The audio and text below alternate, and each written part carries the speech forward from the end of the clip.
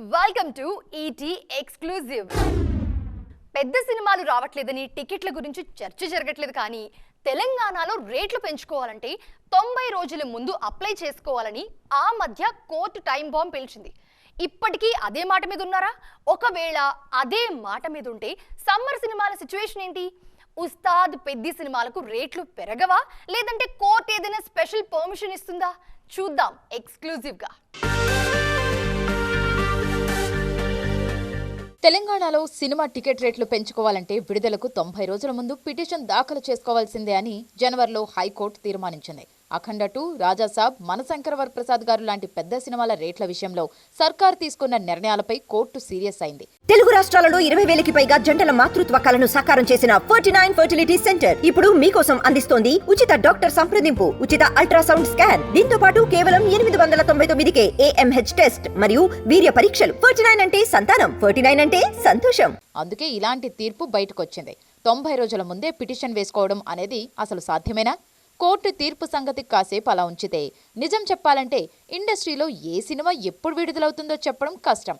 అవి అప్పుడున్న ఓటీటీ ఖాళీలు, థియేటర్స్ సర్దుబాటును బట్టి పెద్ద సినిమాల రిలీజ్ డేట్స్ ఆధారపడి ఉంటాయి.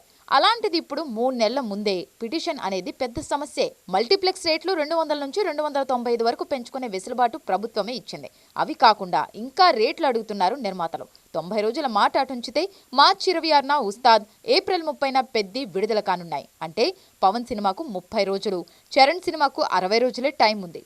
మరి 90 రోజుల నిబంధనలు ఎక్కడ పోయినట్లు అనేది అర్థం కాని విషయం. 90 రోజుల పిటిషన్ సమ్మర్ సినిమాలకు వర్తించదా? లేదంటే ఉన్న రేట్లతోనే ఉస్తాద్, పెద్ది, టాక్సిక్ లాంటి భారీ సినిమాలు వస్తాయా? అదీ కాదంటే నిర్మాతలే కోర్టుకెళ్లి ఏదైనా ప్రత్యేక అనుమతులు తెచ్చుకుంటారా? ఏం జరుగుతుందో తెలియదు, కానీ ఈ విషయంపై ప్రభుత్వం ఏదైనా ప్రత్యేక చట్టం తెచ్చే వరకు, నిర్మాతలు ఓ నిర్ణయానికి వచ్చే వరకు టికెట్ రేట్ల రచ్చ ఆగేలా లేదు. 8 ఏళ్ల నిరీక్షణ, ఎన్నో గాసిప్స్, మరెన్నో సస్పెన్స్లకు శుభం కార్డు పడింది. గీతా గోవిందం జంట రియల్ లైఫ్ లో ఒక్కటి కాబోతున్నారు.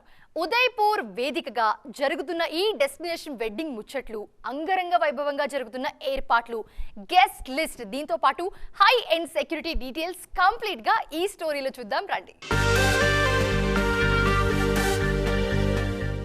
దేశం మొత్తం ఇప్పుడు మాట్లాడుకుంటోంది విజయ్ దేవరకొండ, రష్మిక పెళ్లి గురించి.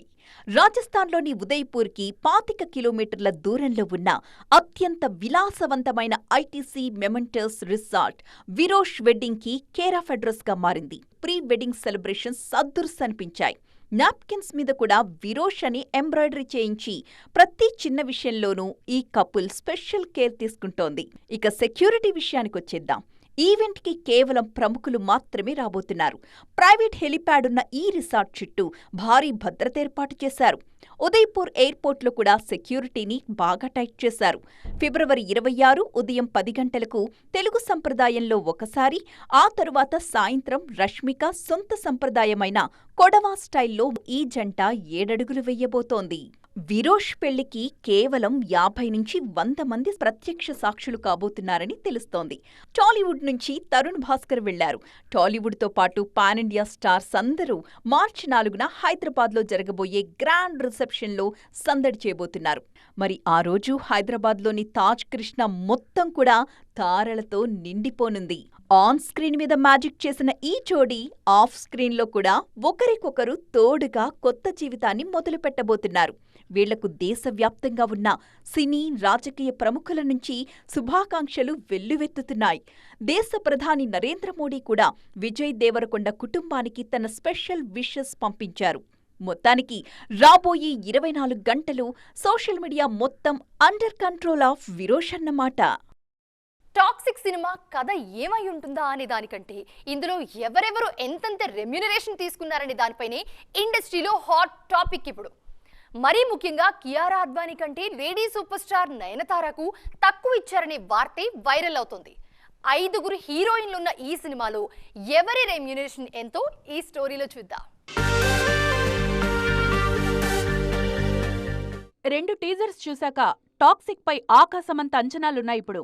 ఈ సినిమాకు బేసిక్ రెమ్యునరేషన్గా 50 కోట్లు తీసుకున్న యష్ లాభాల్లో వాటా తీసుకోబోతున్నారని తెలుస్తోంది. ఈ ప్రాఫిట్ షేరింగ్ అంతా కలిపితే రాకింగ్ స్టార్ ఖాతాలోకి ఏకంగా 150 నుంచి 200 కోట్లు వెళ్తాయని ట్రేడ్ టాక్. 4 ఏళ్ల నుంచి కష్టపడుతున్న యష్కు ఆ మాత్రం దక్కాల్సిందే అంటున్నారు ఫ్యాన్స్. టాక్సిక్ లో కియారా అద్వానీ, నయనతార సహా 5 హీరోయిన్స్ నటిస్తున్నారు. అయితే కియారాకి ఏకంగా 15 కోట్ల భారీ రెమ్యునరేషన్ ఇస్తుంటే సీనియర్ అయిన నయనతారకు మాత్రం 10 నుంచి 12 కోట్లే ఇచ్చారన్న వార్త బాగా వైరల్ అవుతోందిప్పుడు. బాలీవుడ్ మార్కెట్ కోసమే కియారాకు 9 కంటే ఎక్కువ ఆఫర్ చేశారని ప్రచారం జరుగుతోంది. కాంతారా ఫేమ్ రుక్మిణి వసంత్కు 3 కోట్లు ఇచ్చినట్లు తెలుస్తోంది. అలాగే బాలీవుడ్ బ్యూటీస్ హ్యూమా ఖురేషీ, తారా సుతారియాలకు ఒక్కొక్కరికి 2 నుంచి 3 కోట్ల వరకు పారితోషికమిచ్చారని ట్రేడ్ చెప్తోన్న మాట. ఒక్కటైతే నిజం, టాక్సిక్ స్టార్స్ అందరూ కోట్లలోనే పారితోషికాలు అందుకున్నారు. మార్చి 19న విడుదల కానుంది ఈ చిత్రం. నువ్వా నేనా అంటూ బాక్స్ ఆఫీస్ దగ్గర కుర్ర హీరోల కౌంట్ డౌన్ మొదలైంది. ఆగస్టు 3వ వారం నుంచి సెప్టెంబర్ 2వ వారం మధ్యలో 3 క్రేజీ సినిమాలు థియేటర్స్ ను షేక్ చేయడానికి రెడీ అవుతున్నాయి. ఈ రేస్ లో 2 పాన్ ఇండియన్ సినిమాలున్నాయి. మరి బరిలో దిగబోతున్న ఆ 3 సినిమాలేంటి? వాటిపై జరుగుతున్న బిజినెస్ ఎంత? నాని నటిస్తున్న ది ప్యారడైజ్ కోసం ఆసక్తిగా వేచి చూస్తున్నారు ఫ్యాన్స్. రీసెంట్ గా రిలీజ్ అయిన ఆయా షేర్ పాటతో ఎక్స్పెక్టేషన్స్ ఓ రేంజ్లో పెరిగిపోయాయి. ఈ క్రేజ్ చూస్తుంటే ప్యారడైజ్ కలెక్షన్స్ ఈజీగా 200 కోట్ల మార్క్ టచ్ అయ్యేలా కనిపిస్తోంది. ఆగస్టు 21న రాబోయే ఈ సినిమాకు పాజిటివ్ టాక్ వస్తే బాక్సాఫీస్ దగ్గర జడల్ బ్యాటింగ్ మామూలుగా ఉండదని అర్థమైపోతుంది. ప్యారడైజ్ వచ్చిన వారం రోజులకే ఆగస్టు 28న శర్వానంద్ భోగి ప్రేక్షకుల ముందుకు రానుంది. నారీ నారీ నడుమ మురారి సినిమాతో హిట్ కొట్టిన శర్వ భోగితో ఆ దూకుడు కంటిన్యూ చేయాలని చూస్తున్నారు. ఏప్రిల్ 3న బైకర్ కూడా విడుదల కానుంది. అంటే జనవరి టు ఆగస్టు మధ్యలో 3 సినిమాలు రెడీ చేశారు శర్వానంద్.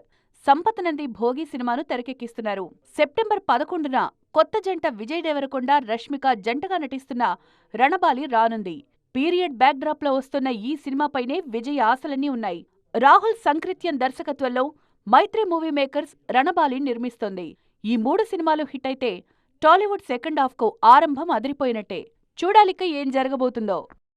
ఒకప్పుడు సినిమాకి కథే ఇంపార్టెంట్, కానీ ఇప్పుడు కాంట్రవర్సీ కామన్ అయిపోయింది బాగా. సెన్సార్ బోర్డు నుంచి సుప్రీంకోర్టు దాకా ఏ సినిమా చూసినా వివాదాల్లోనే నలుగుతోంది.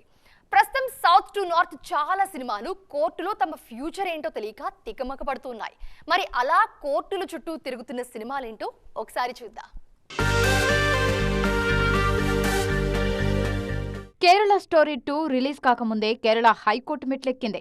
మత సామరస్యం దెబ్బతింటుందన్న పిటిషన్లతో కోర్టు ముట్టికాయలు వేయగా సెన్సార్ బోర్డు 16 కట్స్ ఇచ్చింది. ముందు మాకు చూపించి విడుదల చేసుకోండంటూ కేరళ కోర్టు ఆదేశించింది. ఇక నెట్ఫ్లిక్స్ ఒరిజినల్ ఘాస్ఖోర్ పండిట్ టైటిల్పై బ్రాహ్మణ సంఘం సుప్రీంకోర్టుకు వెళ్లగా మేకర్స్ వెనక్కి తగ్గి టైటిల్ మారుస్తామన్నారు. జననాయగన్ ఇంకా సెన్సార్ చిక్కుల్లోనే ఉంది. కొన్ని సీన్స్పై అభ్యంతరాలతో వివాదం సుప్రీంకోర్టు వరకు వెళ్లడంతో రిలీజ్ సస్పెన్స్ గా మారింది. విజయ్ పాలిటిక్స్ లో ఉండటం కూడా దీనికి ఓ మైనస్. ఇక రణ్వీర్ సింగ్ ధురంధర్ 2 సినిమా షూటింగ్ లో రూల్స్ బ్రేక్ చేసి ప్రాణాపాయం కలిగించేలా వ్యవహరించారని ఏకంగా ముంబై కార్పొరేషన్ ప్రొడక్షన్ హౌస్ ను బ్లాక్ లిస్ట్ లో పెట్టి నోటీసులిచ్చింది. కాలీవుడ్ లో ఈ టైటిల్ గొడవలు ఎక్కువయ్యాయి. శివకార్తికేయన్ కొత్త సినిమా సేయోన్ టైటిల్ ను తాము ముందే రిజిస్టర్ చేశామంటూ మాయోన్ సినిమా మేకర్స్ అభ్యంతరం చెప్పారు. దీంతో ఈ టైటిల్ ఓనర్షిప్ పంచాయతీ ఇప్పుడు ప్రొడ్యూసర్స్ కౌన్సిల్ కి చేరింది. కార్తికేయ స్వామి కథతో వస్తున్న ఈ చిత్రాన్ని కమల్ హాసన్ నిర్మిస్తున్నారు. మరి ఈ వివాదాలన్నీ ఎప్పటికి తీరుతాయో చూడాలి. ఒకప్పుడు మన తెలుగు సినిమాల్లో పక్క భాషల హీరోయిన్లదే హవా నడిచేది, కానీ ఇప్పుడు సీన్ పూర్తిగా రివర్స్ అయిపోయింది. మన టాలీవుడ్ బ్యూటీస్ అంతా వరుస ఆఫర్లతో కాలీవుడ్ లో జెండా పాతిస్తున్నారు. అక్కడి ఇండస్ట్రీలో సత్తా చాటుతున్నారు. ఇలా టాలీవుడ్ టు కాలీవుడ్ ఫ్లైట్ ఎక్కేస్తున్న మన తెలుగు అమ్మాయిల జర్నీపై ఒక లుక్ వేద్దాం రండి. కాలీవుడ్ లో ఎప్పుడో సెటిల్ అయిన తెలుగు అమ్మాయిల్లో అంజలి, ఐశ్వర్య రాజేష్, బస్ట్ ఆఫ్ ఫేమ్ ఆనంది పేర్లు ముందు వరుసలో ఉంటాయి. పుట్టిందిక్కడే అయినా తమిళంలోనే సినిమాలు చేసి స్టార్స్ అయ్యారు. ఈ ట్రెండ్ నే ఈ జనరేషన్ బ్యూటీస్ కంటిన్యూ చేస్తున్నారు. తాజాగా శ్రీలీల టైం తమిళంలో మొదలైంది. ఈ మధ్య ధనుష్ సినిమాలో హీరోయిన్ గా ఎంపికయ్యారు ఈ బ్యూటీ. మ్యాడ్ సినిమాతో గుర్తింపు తెచ్చుకున్న శ్రీ గౌరీ ప్రియ ఇప్పుడు తమిళ ఇండస్ట్రీలో వరుస ప్రాజెక్ట్స్ తో ఫుల్ బిజీగా మారిపోయారు. అలాగే బేబీ సినిమాతో ఓవర్ నైట్ సెన్సేషన్ గా మారిన వైష్ణవి చైతన్యకు జీవి ప్రకాష్ కుమార్ తో నటించే ఛాన్స్ వచ్చినట్లు తెలుస్తోంది. గతంలో వలిమై సినిమాలో అజిత్ చెల్లిగా నటించారు వైష్ణవి. ఇప్పుడు హీరోయిన్ గా ఎంట్రీ ఇవ్వనున్నారు. గతేడాది కోర్టు సినిమాతో మెప్పించిన శ్రీదేవి కూడా ఆల్రెడీ తమిళ ఇండస్ట్రీలో అడుగు పెట్టేశారు. అక్కడ ఓ సినిమా చేశారీమే. అలాగే బబుల్ గమ్ సినిమాలో నటించిన మానస చౌదరి తమిళంలో ఆర్యన్, DNA సినిమాలతో గుర్తింపు తెచ్చుకున్నారు. మొత్తానికి మన తెలుగు అమ్మాయిలంతా తమిళంలోనూ సత్తా చాటుతూ గట్టిగానే పాగా వేస్తున్నారు. వీళ్ళంతా సక్సెస్ అయితే అంతకంటే ఇంకేం కావాలి? ఇది వాల్టి ఈటీ ఎక్స్క్లూజివ్. మరిన్ని లేటెస్ట్ అప్డేట్స్ తో మళ్ళీ ముందుకు వస్తాం. అంతవరకు చూస్తూనే ఉండండి టీవీ9.